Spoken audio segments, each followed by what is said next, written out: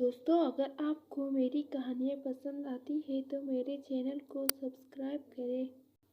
شادی کے بعد شوہر دبئی چلا گیا تو مجھے رات ڈر لگتا تھا۔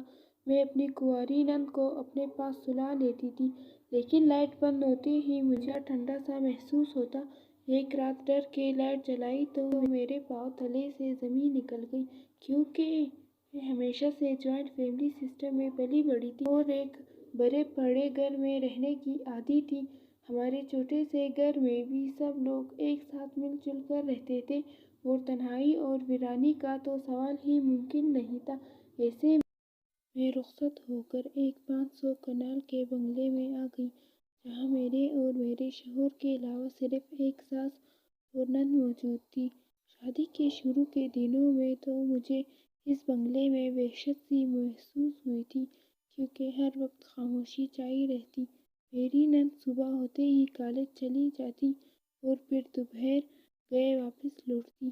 میری ساس سارا دن اپنے کمرے میں بند ٹی وی دیکھتی رہتی اور میرا شوہر پردیس سے کچھ دنوں کے لیے واپس آیا تھا۔ وہ اپنے دوستوں سے ملاقاتیں کرنے میں مصروف تھا، کیونکہ اس کی واپسی کے دن قریب آ رہے تھے۔ گھر میں چند ایک ملازمائیں تھیں جو سارا کام کرتی اور پھر اپنے گھر کو لوٹ جاتی۔ جب میری شادی فراز سے ہو رہی تھی تو میرے خاندان والے مجھے خوش قسمت قرار دے رہے تھے، اور میں بھی یہ سوچ کر خوش تھی کہ اب مجھے اتنا شور شرابے سے نجات ملنے والی ہے۔ فراز کی آسٹریلیا میں بہت ہی بہترین نوکری تھی اور یہاں کچھ دنوں کی چھٹیوں پر آیا تھا۔ جب اسے میں ایک شادی میں پسند آ گئی اور اس نے اپنی اماں سے کہہ کر میرے لیے رشتہ بھیج دیا۔ فراز کے پاس کسی چیز کی کمی نہ تھی، نوکری بھی بہت اچھی تھی اور خاندان بھی۔ وہ خود بھی دیکھنے میں بہت ہی خوش شکل اور خوش مزاج تھا، اسی لیے میرے ابا نے فوراً ہی رشتے کے لیے ہاں کر دی۔ گھر میں موجود میرے سارے ہی کزنز میری خوش قسمتی پر حیران تھے۔ میں کوئی بہت خوبصورت لڑکی نہیں تھی، لیکن نہ جانے فراز کو مجھ میں ایسی کون سی بات نظر آ گئی تھی کہ وہ پہلی نظر میں اپنا دل ہار بیٹھے تھے۔ ایک چھوٹی سی رسم کے بعد ہم دونوں کی شادی 15 دنوں کے اندر ہی کر دی گئی۔ دونوں طرف ہی مالی مشکلات نہ تھی، اس لیے جلدی شادی کرنے میں کسی کو بھی پریشانی نہیں تھی۔ وہ کہتے ہیں نا، پیسے پھینک تماشا دیکھ، بالکل ایسے ہی میرے ابا نے بھی پیسے کے بل پر سارے انتظامات کر لیے تھے۔ میں ابا کی بڑی بیٹی تھی، اسی لیے کسی چیز میں کوئی اور کمی نہ رکھی گئی اور اماں ابا نے دل کھول کر شادی پر پیسے خرچ کیے۔ فراز بھی اپنی ماں کا اکلوتا بیٹا تھا، اسی لیے انہوں نے بھی شادی کی تیاریوں میں کوئی کسر نہ چھوڑی تھی اور میرے لیے ایک سے بڑھ کر ایک جوڑا بھیجا گیا تھا۔ اپنی بارات والے دن میں دلہن بنی بہت ہی اچھی لگ رہی تھی۔ نکاح کے بعد جب مجھے فراز کے ہمراہ بٹھایا گیا تو ہر کسی نے ہماری نئی جوڑی کی تعریف کی اور چاند سورج کی جوڑی سے تشبیہ دی۔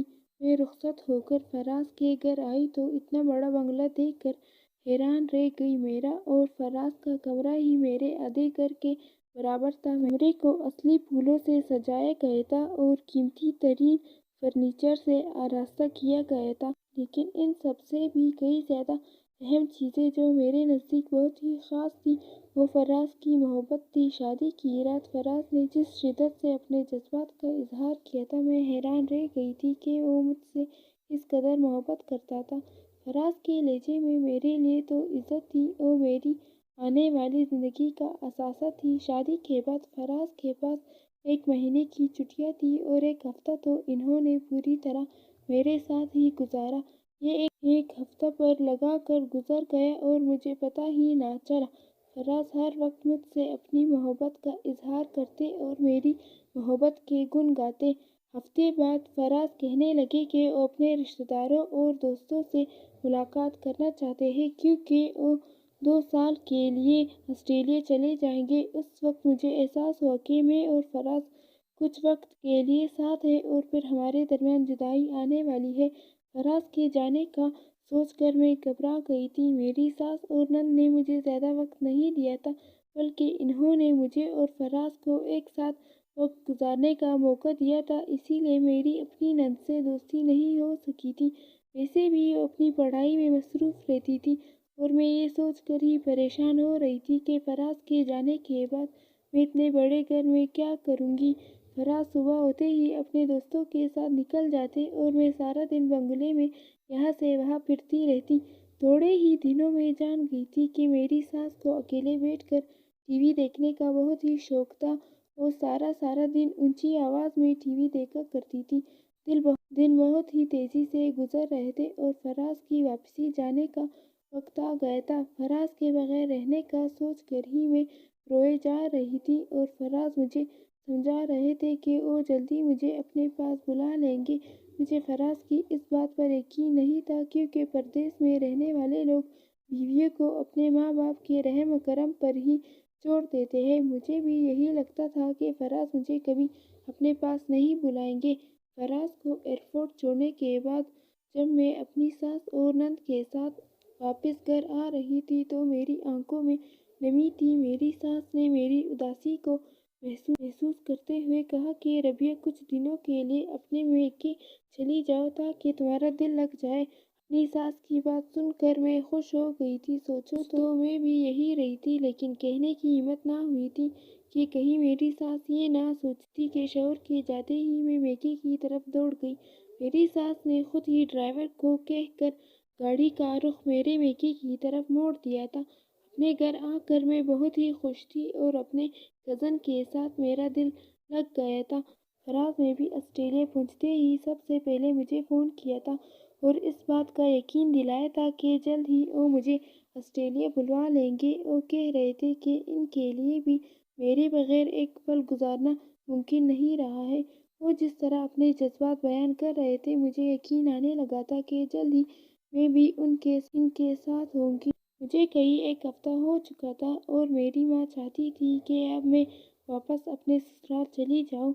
वो बार बार कह रही थी कि अगर तुम्हारी सास ने तुम्हें खुशी खुशी यहाँ छोड़ दिया है तो इसका हरगिज़ ये मतलब नहीं कि तुम मेका आबाद करके बैठ जाओ।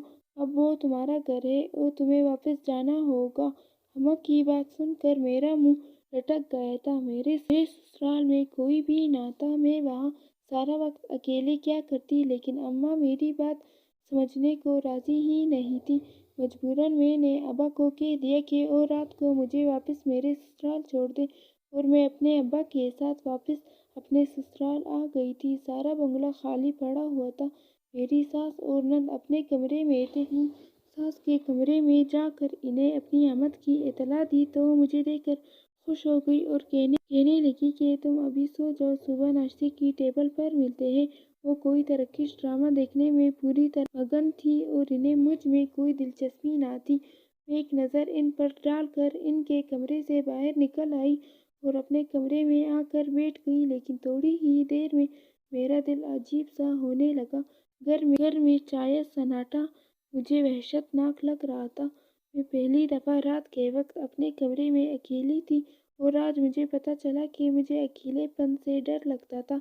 मेरे मैके में तो अपने कमरे में बैठकर भी बाहर से आने वाली आवाज़ों से जान नहीं छूटती थी। कभी ताया ताई का झगड़ा होता रहा तो कभी चची हंस हंसकर चचा को दिन भर के किस्से सुना रही होती।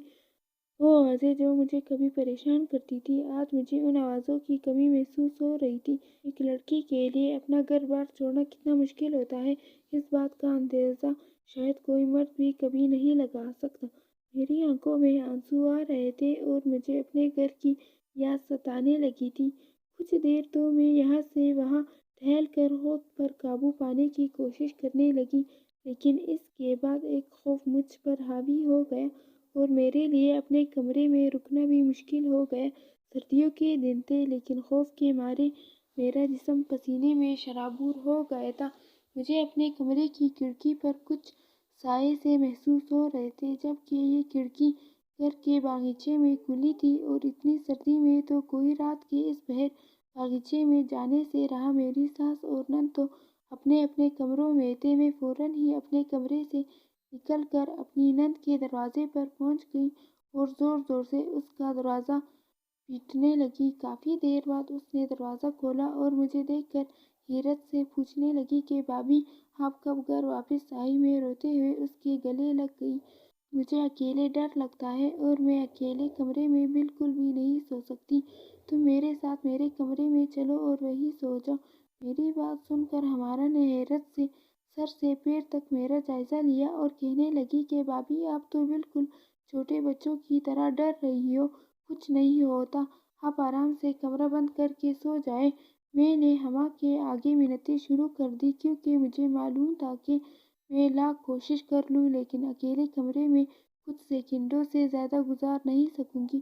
مجبوراً ہما نے اپنا کمرہ لاک کر کے میرے کمرے میں چلی آئی۔ ہمارے کمرے میں آ جانے سے مجھے داڑے مل گئے اور میں سکون سے لائٹ بند کر کے بستر پر لیٹ گئی۔ ہما بھی مجھ سے کچھ دوری پر سونے کے لیے لیٹ چکی تھی۔ اس نے پہلے ہی کہہ دیا تھا کہ میں بہت تھک گئی ہوں، اسی لیے رات میں مجھے تنگ نہ کریے گا۔ اس کے امتحان ہو رہے تھے اور وہ سویرے جلدی اٹھتی تھی، اسی لیے میرے برابر میں لیٹتے ہی اس نے آنکھیں بند کر لی تھی۔ تھوڑی دیر میں مجھے نیند لگ گئی تھی لیکن اچانک ہی نیند میں مجھے کچھ ٹھنڈا ٹھنڈا سا محسوس ہوا۔ خوف کے مارے میری ریڑھ کی ہڈی سنسنا اٹھی تھی۔ کمرے میں ہیٹر چل رہا تھا، ایسے میں ٹھنڈک کا احساس کیسے ہو سکتا تھا؟ پہلے میں نے سوچا کہ میں ہما کو آواز دے کر اٹھا دوں لیکن پھر مجھے عجیب سی شرمندگی محسوس ہونے لگی۔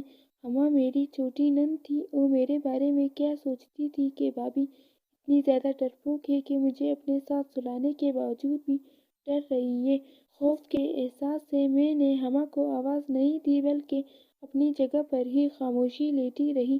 جتنی دعائیں اور آیتیں مجھے یاد تھی میں نے سب کی سب پڑھ ڈالی تھی اور اس کے بعد نہ جانے مجھے کب نیند لگ گئی۔ صبح میری آنکھ کھلی تو ہما صوفے پر بیٹھی پڑھائی کر رہی تھی اور دن چڑھ چکا تھا۔ مجھے جاگتا ہوا دیکھ کر ہما کہنے لگی کہ بھابھی اب اگر آپ کو ڈر نہ لگ رہا تو میں اپنے کمرے میں چلی جاؤں۔ میں نے شرمندگی سے مسکراتے ہوا کہ ہاں چلی جاؤ لیکن ہر رات اسی طرح میرے کمرے میں آ کر سو جانا۔ ہما نے ایک افسوس بھری نظر مجھ پر ڈالی اور کمرے سے چلی گئی۔ دن میں فراز کا فون آیا تو میں نے اسے بتایا کہ میں خوف کے مارے پریشان تھی۔ میری بات سن کر وہ زور زور سے ہنستے ہوئے کہنے لگے کہ ہم سالوں سے اسی بنگلے میں آباد ہیں، اسی لیے فکر کی کوئی بات نہیں۔ تھوڑی دیر وہ مجھ سے پیار بھری باتیں کرتے رہے۔ وہ مجھ سے ملنے کے لیے بے قرار تھے اور کہہ رہے تھے کہ جلد ہی سارا بندوبست ہو جائے گا اور پھر ہم ایک ساتھ ہوں گے۔ کچھ دیر بات چیت کرنے کے بعد فراز نے فون بند کر دیا تھا۔ باقی کا سارا دن میں ملازموں کے پیچھے پیچھے بھرتی رہی اور اپنی نگرانی میں سارے کام کرواتی رہی۔ میں خود کو مصروف کرنا چاہتی تھی، اسی لیے میں گھر کے ایک ایک کام میں دلچسپی لے رہی تھی۔ میرے پاس کرنے کے لیے کوئی اور کام بھی نہیں، اسی لیے میں نے ملازموں کا پیچھا اٹھا لیا اور ان سے گھر کا ایک ایک کونا صاف کروا رہی تھی۔ مجھے اپنی ساس پر حیرت ہو رہی تھی کہ جو سارا وقت ٹی وی کے آگے مگن بیٹھی رہتی اور انہیں گھر کی بھی کوئی فکر نہ ہوتی۔ فراز اپنے پیسے اپنے ایک دوست کے اکاؤنٹ میں بھیجتے تھے اور اسی نے ہمارے گھر کے سارے انتظامات سنبھال کر رکھے تھے۔ گھر کا روشن لانے سے لے کر ملازمہ کو پیسے دینے تک سب کچھ اس کے ہاتھ میں تھا۔ شروع میں اس بات پر بہت حیران تھی کہ ایک غیر آدمی ہمارے گھر کا نظام چلا رہا ہے، لیکن آہستہ آہستہ مجھے احساس ہو گیا تھا کہ فراز کی ماں کو نہ ہی گھر کے بارے میں کچھ معلوم تھا اور نہ ہی وہ اس قابل تھی کہ پیسے سنبھال کر گھر چلاتی۔ وہ ایک فضول خرچ عورت تھی، ان کے ہاتھ میں جتنا پیسہ آتا وہ اڑا دیتی۔ ہما میرے ساتھ سونے کے لیے چلی آتی لیکن جیسے ہی میں لائٹ بند کر کے سونے لگتی مجھے کچھ ٹھنڈا ٹھنڈا سا احساس ہوتا اور اس کے بعد مجھے بہت دیر تک نیند ہی نہ آتی۔ ایک دن میں نے ہما سے ہمت کر کے پوچھ لیا کہ کیا تمہیں بھی رات کو ٹھنڈا ٹھنڈا سا محسوس ہوتا ہے؟ میری بات سن کر ہما نے ایک نظر مجھ پر ڈالی اور کہنے لگی کہ کمرے میں ہیٹر آن ہوتا ہے، ٹھنڈا ٹھنڈا احساس کیسے ہو سکتا ہے؟ ہما کی بات سن کر میں خاموش ہو گئی تھی لیکن میرے دل میں ایک عجیب سی ہلچل مچ گئی تھی۔ اتنا تو مجھے یقین تھا کہ مجھے کسی بھی طرح کا وہم نہیں ہوتا کہ بلکہ کوئی نہ کوئی ایسی چیز ضرور تھی جس کی وجہ سے مجھے ٹھنڈک محسوس ہوئی تھی۔ میں نے فیصلہ کر لیا تھا کہ میں خود ہی اس بات کی تہہ تک پہنچوں گی۔ اگلے دن جیسے ہی میں کمرے کی لائٹ بند کر کے لیٹی تو کچھ ہی دیر میں مجھے دوبارہ سے کمرے میں ٹھنڈا کا احساس ہوا اور میں نے ہمت کر کے فوراً ہی کمرے کی لائٹ جلائی تو میرے ہوش اڑ گئے، کیونکہ میرے سامنے جو منظر تھا وہ ہوش اڑا دینے والا تھا۔ میرے کمرے کی کھڑکی جو باغیچے کی طرف کھلتی تھی وہ کھلی ہوئی تھی اور ایک سایہ مجھے نظر آ رہا تھا، جبکہ مجھے اچھی طرح یاد تھا کہ میں نے سونے سے پہلے اس کھڑکی کو بند کر دیا تھا۔ میں نے فوراً ہی پلٹ کر بستر پر سوئی اپنی نند کی طرف دیکھا تو حیران رہ گئی، کیونکہ ہما اپنے بستر پر موجود نہیں تھی۔ میں نے ڈرتے ڈرتے کمرے کی کھڑکی سے باہر جھانکا تو ہمارے باغیچے میں کسی لڑکے کے ساتھ کھڑی تھی۔ میں جسے سایہ سمجھ کر خوف کھا رہی تھی وہ اس لڑکے کا سایہ تھا۔ ہما کی نظر جیسے ہی میرے چہرے پر پڑی تو اس کے چہرے کا رنگ اتر گیا اور وہ لڑکا مجھے دیکھتے ہی باغیچے سے بھاگ نکلا۔ ہما واپس اسی کھڑکی کے ذریعے کمرے میں واپس آ گئی تھی۔ جو ٹھنڈا ٹھنڈا احساس مجھے ہو رہا تھا اس کھڑکی سے آنے والی ہوائیں تھی جنہوں نے کمرے میں موجود ہیٹر کی گرمی کو ختم کر دیا تھا۔ میں نے ہما کے چہرے کی طرف دیکھتے ہوئے پوچھا کہ یہ سب کیا ہے اور وہ آدھی رات کو کس لڑکے کے ساتھ تھی۔ ہما نے روتے ہوئے بتایا کہ وہ شایان سے محبت کرتی ہے اور شایان اس کا پھوپھو کا بیٹا ہے، لیکن میرے سسر یعنی ہما کے بابا کے انتقال کے بعد میری ساس نے اپنے سسرال والوں سے قطع تعلق کر لیا اور ہر رشتہ ختم کر دیا۔ لیکن ہما اور شایان بچپن سے ایک دوسرے کو پسند کرتے تھے، اسی لیے وہ دونوں اس قطع تعلق کو برداشت نہ کر سکے اور چھپ کر ملاقات کرنے لگے۔ ہما اور شایان اپنی ساری زندگی ایک دوسرے کے ساتھ گزارنا چاہتے تھے، لیکن وہ بڑوں کے فیصلوں کی بھیٹ چڑھ گئے تھے۔ ہما کہہ رہی تھی، کچھ وقت پہلے میری ساس کو اماں کی محبت کے بارے میں علم ہو گیا تھا اور انہوں نے اماں کو سختی سے منع کر دیا تھا کہ وہ کبھی شایان کی شکل بھی نہیں دیکھے گی جب فراز ملک سے باہر نہیں گئے تھے۔ جب میری ساس کے حالات بھی اپنے خاندان والوں جیسے ہی تھے، وہ بھی سب کی طرح ایک عام سی مڈل کلاس عورت تھی۔ پھر ہما کے والد کا انتقال ہو گیا تو ان کے حالات اور بھی خراب ہو گئے۔ مشکل وقت میں میرے سسر کے گھر والوں نے نہ ہی میری ساس کا ساتھ دیا اور نہ ہی فراز اور ہما پر کسی نے رحم کھایا کہ وہ دونوں یتیم بچے کس قدر مشکل زندگی گزار رہے ہیں۔ میری ساس نے لوگوں کے گھروں میں کام کاج کیا اور فراز ایک وقت میں دو نوکریاں کرنے لگے۔ فراز نے دن رات محنت کی اور نوکریوں کے ساتھ اپنی تعلیم بھی جاری رکھی۔ قسمت نے پلٹا کھایا اور فراز کا ایڈمیشن آسٹریلیا کی ایک یونیورسٹی میں اسکالرشپ پر ہو گیا۔ فراز کی محنت اور لگن کو دیکھتے ہوئے فراز کی یونیورسٹی نے سارا خرچہ اٹھایا تو میری ساس نے بھی فراز کو نہ روکا اور ہمت کر کے انہیں باہر بھیج دیا۔ فراز نے آسٹریلیا میں پڑھائی کے ساتھ ساتھ چھوٹی ہوتی نوکری بھی شروع کر دی اور وہیں سے میرے سسرال کے حالات بدلنا شروع ہو گئے۔ لیکن رشتوں کو لے کر جو تلخی میری ساس کے دل میں پیدا ہو گئی تھی وہ کبھی نہیں مٹ سکی تھی۔ انہوں نے خود کو ہر شے سے دور کر لیا تھا اور کمرے کی حد تک محدود ہو گئی تھی۔ وہ اپنا سارا وقت ٹی وی دیکھنے میں ہی گزار دیتی تھی۔ فراز کی ڈگری مکمل ہوئی تو ان کی آسٹریلیا میں ہی بہت اچھی نوکری لگ گئی اور میری ساس نے بھی انہیں یہ سوچ کر واپس نہیں بلایا کہ یہاں ان کے لیے کچھ بھی نہیں رکھا۔ جو فراز کے دو دیال رشتے دار تھے وہ بھی پیسہ دے کر واپس آ گئے تھے، لیکن میری ساس نے کسی کو بھی دوبارہ اپنی زندگی میں آنے کی اجازت نہ دی۔ میری ساس اپنے بیٹے اور بیٹی کے ساتھ بہت خوش تھی اور انہیں اب کسی کے سہارے کی ضرورت نہیں تھی۔ لیکن اس سب میں شایان اور ہما کا رشتہ مٹی میں مل گیا تھا۔ ہما نے مجھے ہر ایک چھوٹی سے چھوٹی بات بتائی تھی۔ وہ میرے پاس بیٹھی رو رہی تھی کیونکہ اس کے لیے شایان کے بغیر زندگی گزارنا بہت ہی مشکل تھا، لیکن میری ساس کسی صورت اس کی اور شایان کی شادی نہیں کرنے والی تھی۔